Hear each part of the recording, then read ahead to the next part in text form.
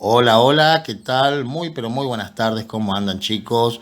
En el video de hoy vamos a resolver un primer parcial de química CBC, un examen formativo, bueno, para que tengan de ejemplo, para que vayan tranquilos al examen, luego de ver de que no tiene demasiados secretos la resolución de los parciales, ¿sí? Así que bueno, les comento que en la descripción del video, como siempre, les dejamos la base de parciales y finales más actualizada que existen, que inclusive en el mismo día que nos van enviando los exámenes, nosotros vamos colocando ahí para que tengan todo lo último, y se lo tipeamos, se lo acomodamos por tema, con vídeos explicativos y bueno, un montón de cosas más, así que no dejen de ir a la descripción para poder acceder a todo ese material. Vamos con el primer punto que dice el nucleido R44 como número másico tiene 24 neutrones. El ion más estable de T tiene 33 protones. ¿Cuál es la fórmula del compuesto binario que forman los elementos R y T? Bueno, lo que tenemos que hacer entonces es identificar a cada uno de los elementos, ¿sí? Si nosotros miramos el elemento R, que tiene número másico 44, y me dicen que tiene 24 neutrones, tiene que tener 20 protones, porque el número atómico, ¿sí?, más los neutrones, o sea, protones y neutrones, siempre me va a dar el número másico. Entonces, ya sabiendo el número atómico de R, vamos a la tabla e identificamos al elemento, que el elemento es calcio, ¿sí? Entonces sabemos que tenemos que trabajar con el calcio. Vamos a identificar a T. Me dice que el ion más estable de T tiene 33 protones. Bueno, con saber que tiene 33 protones yo ya puedo saber cuál es el elemento. Vamos a la tabla, buscamos, es el arsénico, ¿sí? Entonces tenemos que unir al arsénico y al calcio. Ahora, ¿cuál es el ion más probable que forma el calcio? Bueno, forma un catión, ¿sí? Tiende a perder 2 electrones alcanzando la configuración electrónica del gas noble anterior, que es el argón. Y por otro lado, el arsénico tiende a formar, ¿sí?, un anión trivalente y de esa forma alcanza la configuración electrónica estable del criptón. Entonces nosotros tenemos que unir el calcio, el catión calcio, con el anión que forma el arsénico, 3 menos. Entonces lo que vamos a hacer es acá cruzar, vamos a poner 2 átomos de arsénico, 3 átomos de calcio, y de esta forma nos queda la fórmula del compuesto, ¿sí? Calcio 3, arsénico 2, vamos a las opciones, sería la segunda opción. Bueno, vamos con el segundo punto, chicos. Muy bien, vamos con este otro punto de gases ideales. Dice, un recipiente con tapa móvil contiene nitrógeno gaseoso a determinada presión y temperatura. Si a cantidad de gas constante el volumen se reduce a la mitad y se aumenta la temperatura, la presión final que ejerce el gas en el recipiente será. Entonces nosotros tenemos, me dice, cantidad constante, o sea, el número de moles de gas dentro del recipiente no va a cambiar. Dice que, bueno, el volumen se reduce a la mitad. Imagínense un recipiente, ¿sí?, cerrado, donde tenemos el gas encerrado, y bueno, tenemos un émbolo que nosotros lo podemos bajar y bueno, reducimos el volumen a la mitad. Este sería el volumen final, ¿sí? Pero a su vez, nosotros le subimos la temperatura, ¿sí? Entonces, ¿qué es lo que va a suceder acá? Ya a simple vista sabemos que la presión tiene que aumentar. ¿Cuánto va a aumentar la presión? No lo sabemos. Sabemos en primera instancia, acá tenemos las opciones, ¿no?, que presión por volumen es igual a N por R por T. ¿Por qué no sabemos cuánto aumenta? Porque no sabemos cuánto aumenta la temperatura, ¿sí? Lo que sí sabemos es que aumenta. Y si aumenta la temperatura de un gas, ¿sí?, y a su vez disminuye el volumen, la presión tiene que aumentar. ¿Por qué? Bueno, presión y volumen, ¿cómo son entre sí? Son inversamente proporcionales. O sea, si el volumen se reduce a la mitad, ¿sí?, la presión tiene que aumentar al doble. Son magnitudes inversamente proporcionales. Por entonces, supongamos que hubiera sido a temperatura constante. Ahí nosotros sí podemos concluir que la presión se duplica. Pero como se subió la temperatura y la presión son directamente proporcionales, al aumentar la temperatura también tiene que aumentar la presión. O sea que lo único que podemos concluir es que la presión final va a ser más del doble de la presión inicial. Entonces, vamos a las opciones. ¿Las presiones iguales? Falso. La presión final es mayor a la presión inicial. Esa afirmación es verdadera. La presión final es igual a la presión inicial sobre 2, o sea, se redujo la presión. Falso. No se puede saber, bueno, ya tenemos la opción, o sea que esta afirmación también sería falso. ¿La presión final se duplica? O sea, ¿es el doble de la presión inicial? No, dijimos que es más que el doble. ¿Por qué? Por el aumento de la temperatura. Si hubiera sido solamente que se reduce el volumen a la mitad a temperatura constante, esta hubiera sido la respuesta correcta. En este caso, no. Y la presión final es menor a la presión inicial, tampoco, recontra falsa. Así que bueno, vamos con el tercer punto.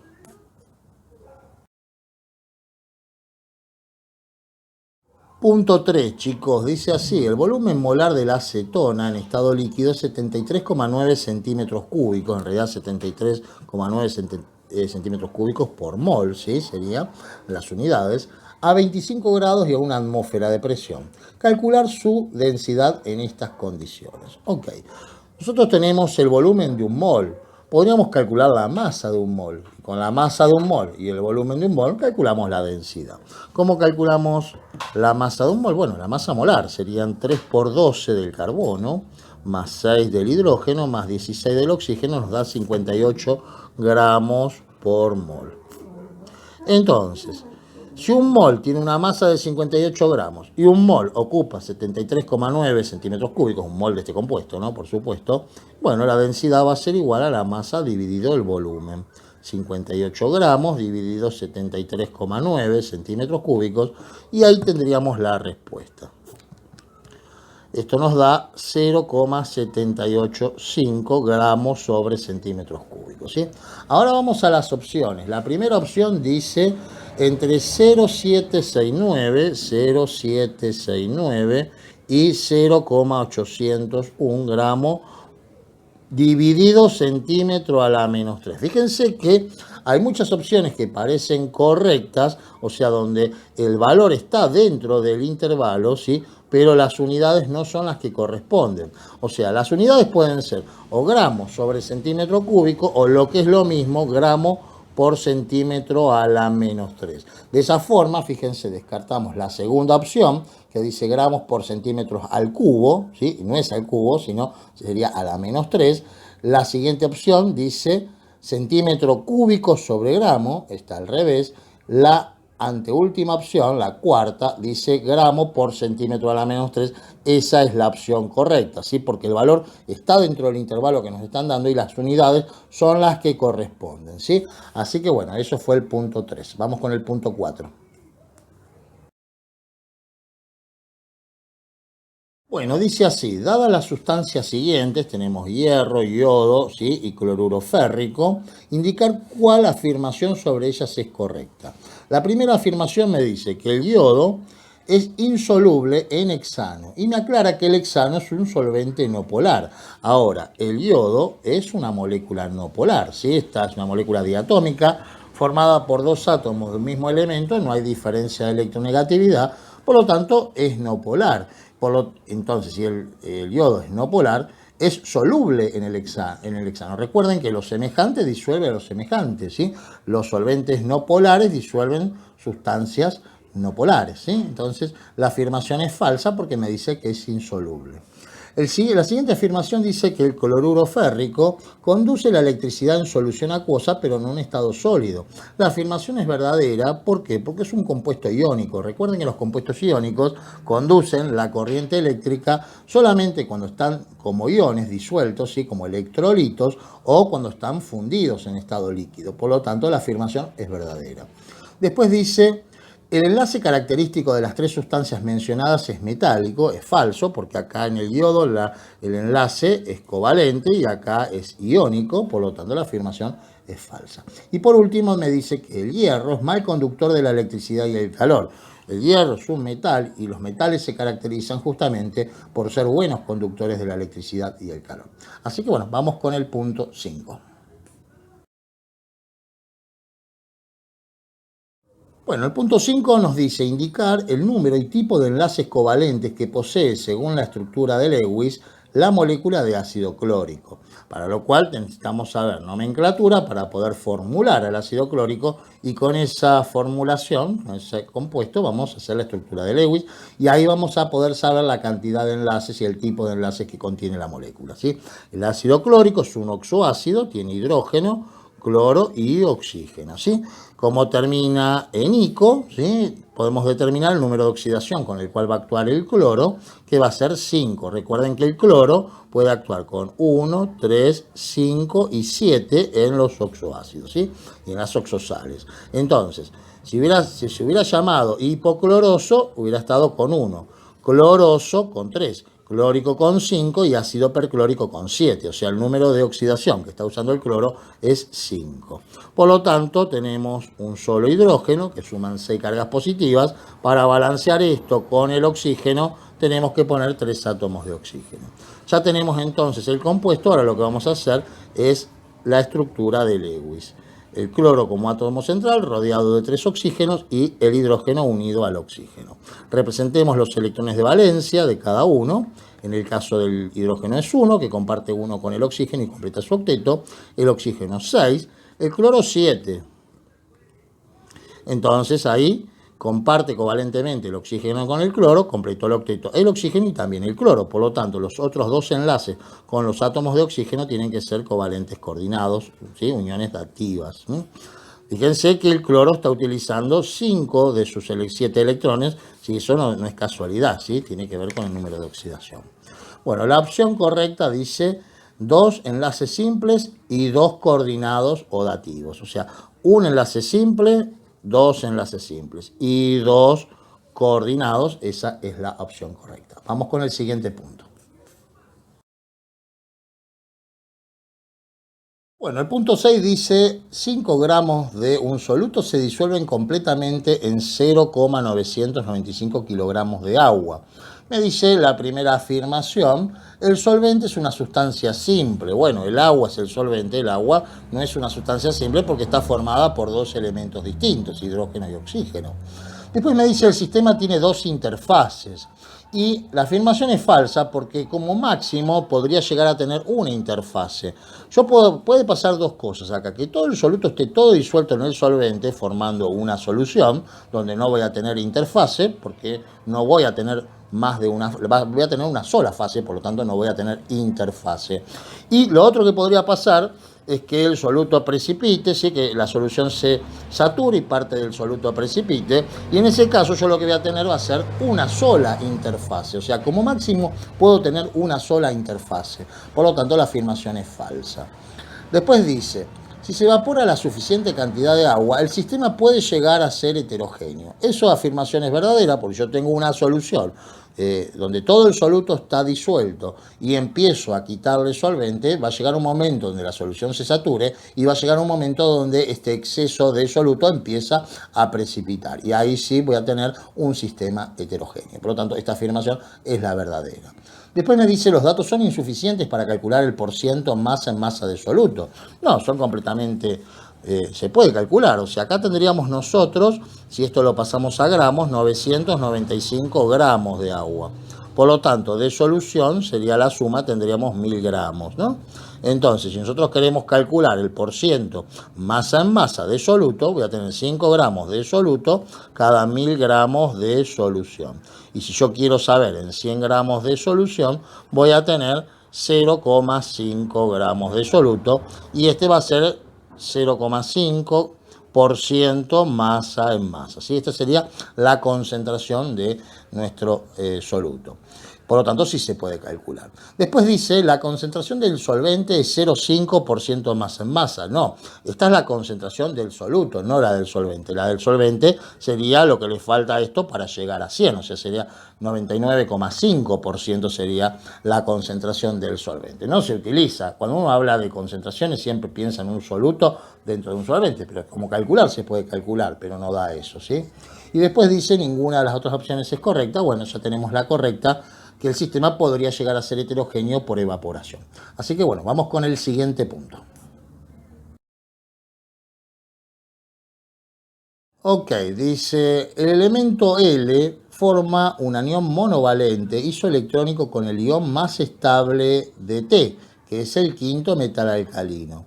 Seleccione la opción que identifica los elementos L y T y la configuración electrónica externa de dicho anión de L. Entonces vamos a tener que empezar identificando a T. ¿sí? ¿Qué dice? El elemento T es el quinto metal alcalino. Entonces empezamos a contar. 1, 2, 3, 4, 5 es el cesio. No vayan a contar el hidrógeno, que no es un metal, ¿sí? Entonces tenemos al cesio y el cesio tiende a formar un catión monovalente isoelectrónico con el gas noble anterior, que es el xenón. Entonces, ya tenemos identificado al gas noble. ¿Qué me dice? Repito, ¿sí? Que L forma un anión monovalente isoelectrónico con el ion más estable de T. ¿Sí? El ion más estable de T sería cesio más 1. Y el que forma un anión monovalente isoelectrónico va a ser el yodo. Estamos hablando del ion ioduro, ¿sí? Entonces ya tenemos identificado al elemento L y tenemos identificado el elemento T, ¿sí? El elemento, entonces dijimos, el elemento L es el yodo, el elemento T es el cesio. Ahora me piden además la configuración electrónica externa del ioduro. Entonces, yo en vez de mirar la del yodo, miro la del xenón. Y fíjense que me da la configuración electrónica del criptón, y después dice 4s2, 4 de 10 quiero decir, 5s2, 5p6, es lo que me dice acá en la tabla. Si no, hacemos toda la configuración electrónica con la regla de las diagonales. Pero bueno, yo ya viendo esto, yo ya acá voy a descartar el 4 de 10 porque no se cuenta en la configuración electrónica externa. Recuerden que cuando hay por lo menos un electrón por encima del nivel, en este caso por encima del nivel 4, los D y F completos no se cuentan, no intervienen en la configuración electrónica externa. O sea, esta sería la configuración electrónica externa del anión yoduro, ¿sí? Entonces, como opción, nuestra opción sería la opción, la anteúltima opción, ¿sí? Ahí tenemos L es el yodo, T es el cesio, configuración electrónica externa 5s2, 5p6. Seguimos, chicos. Pregunta 8. Los compuestos químicos benceno y pentano tienen puntos de fusión normales de 6 grados Celsius y menos 130 grados Celsius y puntos de ebullición normales de 80 grados Celsius y 36 grados Celsius respectivamente. Se debe realizar una experiencia a una temperatura tal que ambas sustancias estén líquidas. ¿A qué temperatura se podrá hacer? Y vamos a leer las opciones. Yo acomodé la información, ¿sí? Colocando, bueno, los respectivos puntos de fusión y de ebullición de cada sustancia, ¿sí? El punto de fusión, bueno, es la frontera entre el sólido y el líquido, y el de ebullición entre el líquido y el gaseoso, ¿sí? Entonces, a mí me dan opciones. La primera opción son 20 grados Celsius. A 20 grados Celsius, ¿cómo se encuentra el benceno? ¿Cómo se encuentra el pentano? Bueno, 20 grados Celsius está el benceno en estado líquido porque está dentro de estos dos valores, ¿sí? Y lo mismo para el pentano. O sea, ahí ya tenemos una opción. Después me dice menos 20 grados Celsius. A menos 20 grados Celsius sí, el pentano está en estado líquido, pero el benceno no. A 40 grados Celsius el benceno está en estado líquido, pero el pentano no. A 10 grados Celsius, fíjense que también ambos están en estado líquido. Entonces ahí ya está, ahí tenemos dos opciones. A la temperatura de fusión normal del agua, la temperatura de fusión del agua es 0 grados. A 0 grados, ¿sí? El benceno está en estado sólido, entonces no sirve. Ninguna de las afirmaciones es correcta, es falso. A 100 grados están los dos en estado gaseoso, falso. Y por último me dice, hay dos temperaturas posibles entre las opciones y esa es la opción correcta porque la opción A, 20 grados Celsius, y la opción sería D, la cuarta opción, a 10 grados Celsius, ¿sí? Es correcta. Así que bueno, es la última, chicos. Vamos con el siguiente. Punto 9, chicos, vamos que ya terminamos. Dice, se tienen las moléculas o iones que tenemos acá, ¿sí? Y las geometrías que tenemos acá. ¿Cuál de las siguientes correspondencias entre molécula o ion y su geometría es correcta? Y acá tenemos las correspondencias, ¿sí? O sea, lo que tenemos que hacer es la estructura de Lewis de cada una para poder ver, según en base a Trepen, qué geometría presenta cada molécula o cada ion, ¿sí? En el caso del óxido de cloro, bueno, tenemos al oxígeno unido a dos cloros, ¿no? El oxígeno tiene sus 6 electrones de valencia y el cloro 7. Entonces, ¿qué vamos a tener? Bueno, vamos a tener un átomo central unido a dos átomos laterales y dos pares de electrones libres. Sería una geometría electrónica tetraédrica y molecular angular, ¿sí? Porque tenemos al oxígeno unido como la del agua. Sería exactamente lo mismo que la molécula de agua, ¿sí? O sea, la geometría molecular es angular, o sea que A, tenemos alguna correspondencia A con 2 y 2 es lineal, por lo tanto es falsa, ¿sí? Vamos con el anión sulfato, tenemos al azufre, 4 átomos de oxígeno, ¿m? Y 2 electrones que entran, uno a cada oxígeno. Entonces ahora colocamos los electrones de valencia del oxígeno, tiene 2, 4, 5, 6 propios, uno que entró 7 y uno que comparte con el azufre 8, ¿sí? Lo mismo de este lado. 2, 4, 6, 7 y 1, 8, ¿sí? Y bueno, como el azufre tiene 6 electrones de valencia, las uniones acá van a ser covalentes coordinadas. Fíjense que me da una geometría de tipo tetraédrica, un átomo central unido a 4 átomos laterales. O sea, B, este sería el ion B con ¿quién tenemos? B con 1. B con 1 tetraédrica, ahí tenemos la opción correcta. La opción correcta es la última, pero vamos a descartar el resto, ¿sí? Vamos con la arsina. Tenemos el arsénico que tiene 5 electrones. Esto me va a dar una geometría piramidal. ¿Mm? Tenemos entonces el arsénico, ¿sí? Un par de electrones libres unido a 3 átomos de hidrógeno. Presenta una geometría electrónica tetraédrica, pero la que me importa a mí en este caso es la molecular, que es piramidal. O sea, el compuesto D, me comí este, ¿sí? Ahora vamos con este. El compuesto D con 5 está acá. 5 triangular, la afirmación es falsa, ¿sí? Vamos con el boro, el triioduro de boro. El boro tiene 3 electrones y el yodo tiene 7 electrones, ¿sí? Y bueno, esto me va a dar una geometría triangular. Bien, o sea, es el compuesto C, C con 3, 3 piramidal, falso, ¿sí? Y por último, el anión carbonato, a ver si me entra por acá, está rodeado de 3 oxígenos, entran 2 electrones, ¿sí? Es un anión divalente, vamos a poner un electrón por acá, otro por acá, y bueno, pongamos los electrones de valencia del carbono, que tiene 4, el oxígeno tiene 6, 4, 5, 6, ahí completó el octeto de oxígeno, lo mismo de este lado, 1, 2, 3, 4, 5, 6, el carbono todavía no completó el octeto y este oxígeno tampoco, bueno, hacemos una unión covalente doble ahí, ¿sí? De esta forma todos completan el octeto, la geometría es triangular, el compuesto E con 1, o sea, tetraédrica dice la opción, falso, o sea que ya tenemos la opción, descartamos el resto y vamos al último punto, chicos. Bueno, el paracetamol es un conocido analgésico y antipirético. Calcular en qué masa de paracetamol hay 106 miligramos de oxígeno. Y bueno, tenemos opciones de distintos intervalos, ¿sí?